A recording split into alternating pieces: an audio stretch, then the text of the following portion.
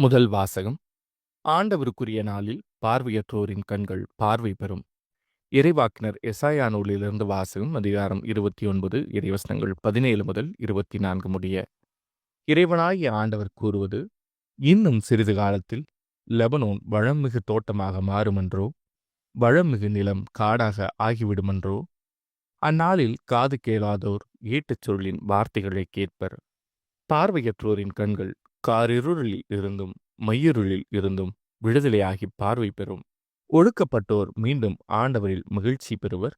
மானிடரில் வறியவர் இஸ்ரேலின் தூயவரில் அகமகிழ்வர். கொடியோர் இல்லாதொழிவர், இகழ்வோர் இல்லாமற் போவர். தீமையில் நாட்டங்கொள்வோர் அழிந்து போவர்.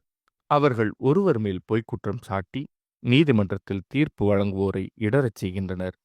பொய்ப்புனைந்து நேர்மையாளரின் வழக்கை புரட்டுகின்றனர்.